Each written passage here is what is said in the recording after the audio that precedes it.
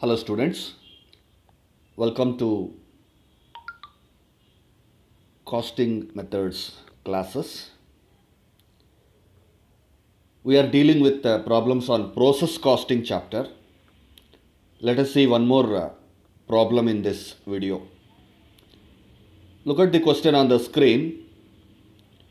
Product X is obtained after it is processed through three distinct processes.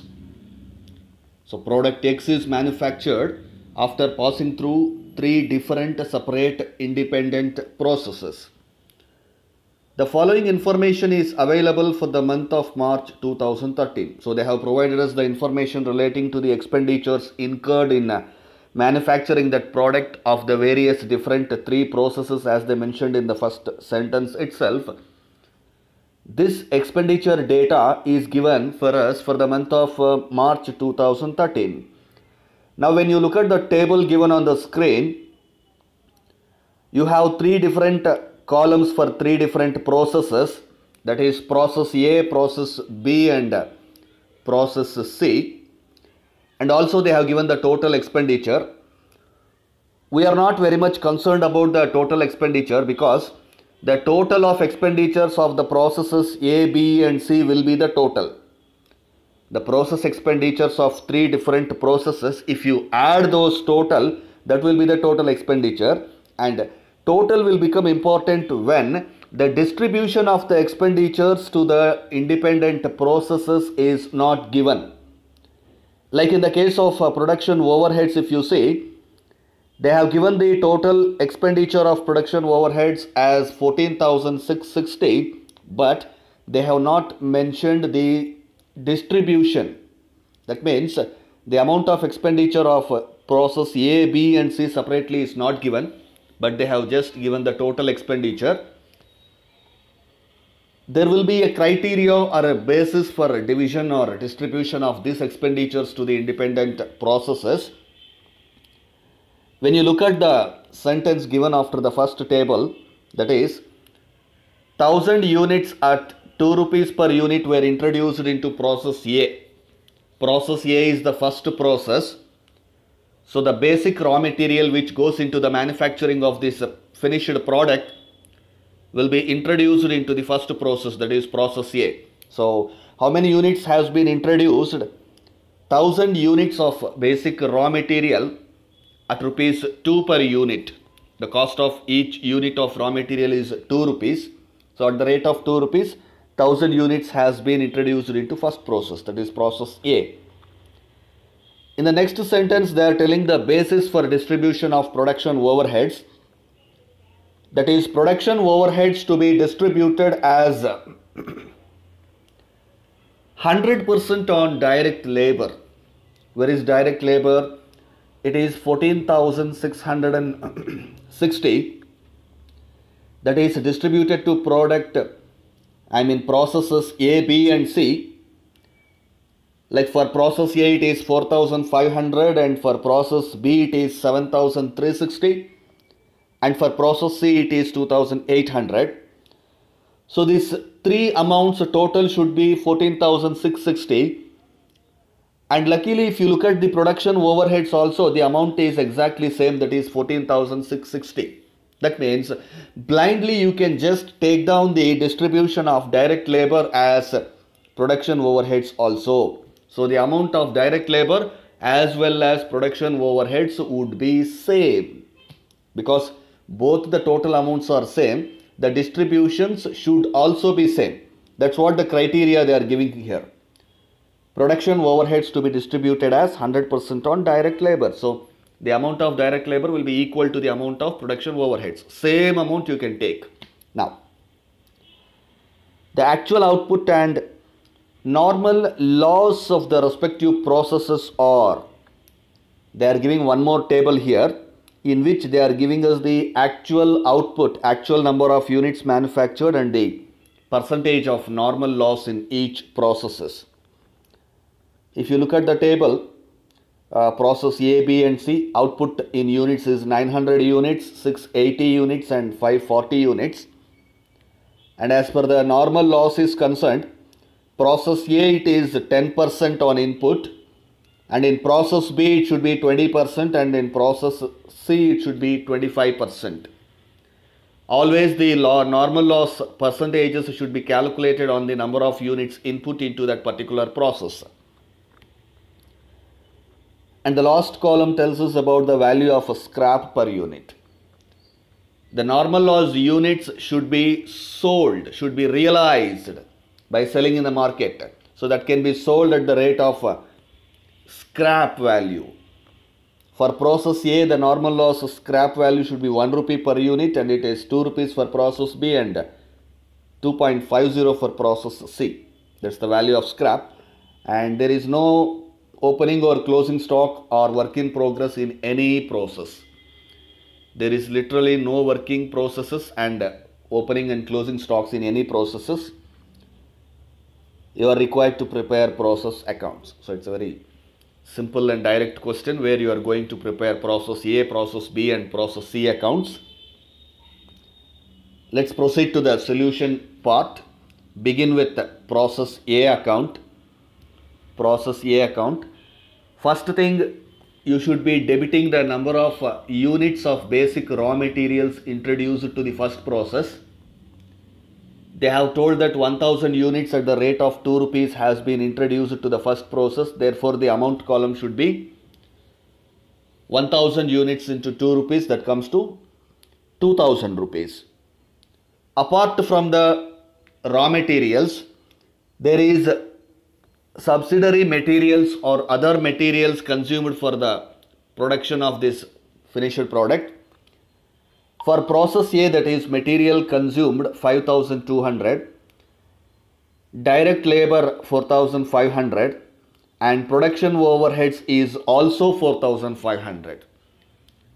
Both the direct labor and production overheads amounts will be same because they have told in the question that production overheads are charged to the processes as 100% of direct wages. That means direct wages and production overheads amounts would be equal. With these amounts on debit side, go to the credit side. The first item should be normal loss. Process A percentage of normal loss is 10%. 10% of input. In this case, it is 1000 units of input. Therefore, calculate 10% of 1000. That comes to 100 units. This 100 units of normal loss should be sold at the rate of scrap. Scrap is 1 rupee per unit. Therefore, 100 into 1 you should be crediting 100 rupees in the amount column. And if you see if there are any abnormal loss or gain units in the process A, the number of units inputted into the first process is 1000 units. Normal loss is 100. Therefore, 1000 minus 100, that should be 900.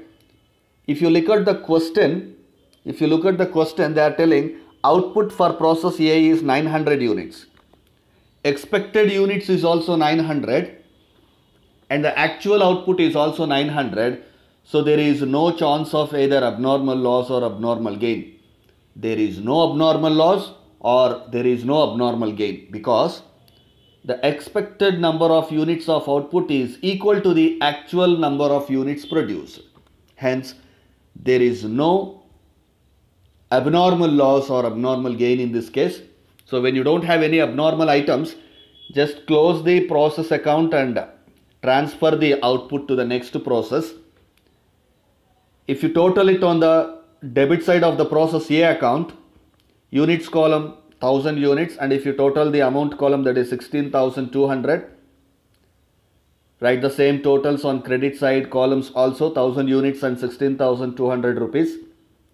Now balance the credit side totals, that is 1000 units and normal loss 100 units. Therefore, you will get 900 units transferred to the next process, and 16,200 minus 100, that is 16,100 rupees on amount column.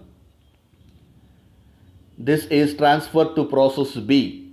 The output of process A is transferred to process B. So you can write by transfer to process B. At what rate you are transferring this units, cost per unit, that can be calculated by dividing the total amount by number of units, that is 16,100 rupees divided by 900 units. 16,100 rupees divided by 900 units, so that you will get 17.89 per unit. At this rate only the output of process A is transferring to process B, and this output should go to next process, that is process B account on the debit side, to transfer from process A. The output of process A is brought down to process B, 900 units at the rate of 16,100 rupees. Rate you can write, that's not a problem also. So you are transferring 900 units at the rate of 16,100 rupees to the process B. After writing it on the debit side, proceed with the other expenditures incurred in process B as given in the question. Materials consumed for process B 4,000, direct labor 7,360, and production overheads that should be equal to direct labor, that is also 7,360. Once you finished entering all the items of expenditures on the debit side of process B account, come to the credit side. You will have normal loss. The normal loss on the process B as given in the question, it is 20%. 20% means 20% should be calculated on the number of units inputted into the process B account. That is, input in this case is 900, therefore 20% of 900 if you calculate, you should be getting 180 units. The number of units of normal loss in process B is 180. How do you get that 180? 20% of 900 units of input. And when it is sold in the scrap market, the scrap rate is given in the question for us, that is 2 rupees per unit. So if you sell 180 units at the rate of 2 rupees, you should be getting 360 rupees. So the normal loss is sold at the scrap rate 2 rupees per unit, that should be 360. At this stage you should be calculating to see if you have any abnormal items in this process. Input, number of units inputted into process B is 900 units, and when there is a normal loss of 180, so subtract 900 minus 180, you should be getting 720. That is the expected output. 900 units of input brought to the process B, normal loss of 180 units incurred, so 900 minus 180, expected output should be 720. Expected output should be 720. But when you look at the question, they are telling the actual output is only 680 units. That means the actual output is lesser than the expected output. We expected 720 units, but we are getting only 680 units. That means there is a loss. There is a decline in the expected output. That loss is considered as abnormal loss. So 720 expected units minus 680 actual output, that is 40 units of abnormal loss has been incurred in this process. So write it on the credit side of the process B account, that is by abnormal loss account 40 units. By abnormal loss account 40 units. And the value of abnormal loss is calculated by using a formula, that is total process costs minus value of normal loss divided by expected output. In this case, total process cost should be 34,820 minus value of normal loss is 360 divided by 720. So if you look at the calculation of abnormal loss here, 34,820 is the total cost of process B minus value of normal loss 360 if you subtract, divided by expected output is 900 minus 180, that is input minus normal loss, that should be 720. So 34,460 divided by 720 into number of abnormal loss units. what is the number of abnormal loss units? That is 40. So multiply by 40, you should get 1914. That is the value of abnormal loss in this case. 1914. That is the value of abnormal loss. Now, to calculate the rate of abnormal loss, cost per unit, you have to just divide the 1914 divided by 40. You will get 47.85. Once the abnormal loss item has been entered on the credit side, close the process B account by totaling on the debit side. You will get 900 units in the units column and 34,820 in the amount column. Enter the same total amounts on the credit side also, 900 units and 34,820. Now balance the credit side and transfer the output to the process C. The output of process B, that should go to process C. That should be 680 units. When you balance, this is actually the balancing figure. You have 900 units in the total. 900 minus 180 minus 40, that should be 680 of output is transferred to process C. And in the amount column, if you balance, you should get 32,546. And to get the rate, divide 32,546 divided by 680 so that you will get 47.86. With this rate, you will be transferring the output of process B to process C account. When you open the process C account, the same number of units and amount will go to the debit side of process C account. Process C account, the first item should be transfer from process B, that is 680 units, amount 32,546. After transfer of input, go to the other materials consumed, that is 2050, direct labor 1400 and production overhead 1400. That's the expenditures incurred for process C. Come to the credit side, calculate normal loss, that is 25% of input. Input is 680 units, so 25% of 680, if you calculate, you should be getting 170 units of normal loss. 25% of 680, input is 680, therefore 25% of 680, that should be 170 units. This is sold at scrap rate. The scrap rate for process C account is 2.50. Therefore, 170 units sold at the rate of 2 rupees 50 paise. If you multiply 170 into 2.50, that should be 425 rupees, the value of normal loss realized. At this point, you have to see if you have any abnormal items in this process. So, calculate. Number of units input into this process is 680. So, normal loss 170, that should be 510 expected output. We are expecting 510 units of output in this process. Now, let us see the question, what is the actual output?